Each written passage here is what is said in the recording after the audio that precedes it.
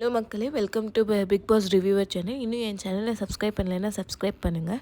So நேற்று வந்து school task ஆரம்பிச்சிருச்சு. ஸோ எஃப்ஜேங்கிறவங்க வந்து அசிஸ்டன்ட் வார்டனு அண்ட் பார்வதிங்கிறவங்க வார்டனு. ஸோ எனக்கு தெரிஞ்சு பார்வதி தான் நல்லா ஸ்கோர் பண்ணுற மாதிரி இருக்குது வார்டனில்.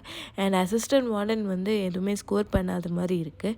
அண்ட் அவருக்கு வந்து என்டர்டெயின்மெண்ட்டுன்னு தனியாக கொடுத்தாங்க, அதில் அவர் ஸ்கோர் பண்ணுறாரு. பட் அசிஸ்டன்ட் வார்டனாக வந்து ஸ்கோர் பண்ண மாதிரி எனக்கு தெரியல. அண்டு பர்சனலாக நிறைய ஒர்க் வந்து இவங்க 2 பேர்த்துக்கும் தான் இருக்குது. ஸோ 2 பேருமே வந்து நீட்டாக அழகாக ஹேண்டில் பண்ணணும். ஸோ 2 பேருக்குமே ப்ரெஷர் அதிகமாக ஆகுது. ஆனால் எஃப்ஜே வந்து ஒரு பர்சனல் டார்கெட்டாக வந்து பார்வதியை பார்க்குறாங்களோ, ரொம்ப டார்கெட் பண்ணுறாங்களோன்னு எனக்கு தோணுது. அதை அழகாக அந்த கேரக்டர்லேயே பார்வதி ஹேண்டில் பண்ணுற மாதிரி எனக்கு தோணுது.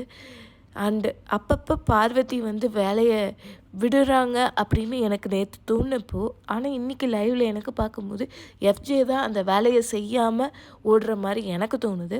ஸோ இதெல்லாம் என்னோடய பர்செப்ஷனு. அண்ட் எஃப்ஜே வந்து வியானா பின்னாடியே சுற்றுற மாதிரி எனக்கு தெரியுது. அசிஸ்டன்ட் வார்டனா ஒன்றும் பண்ணலைன்னு தோணுது. இது என்னோடய பர்செப்ஷனு. உங்கள் பர்செப்ஷன் என்னோட ஒத்து போச்சுன்னா லைக் பண்ணுங்கள், இல்லை அப்படின்னா கமெண்ட் பண்ணுங்கள்.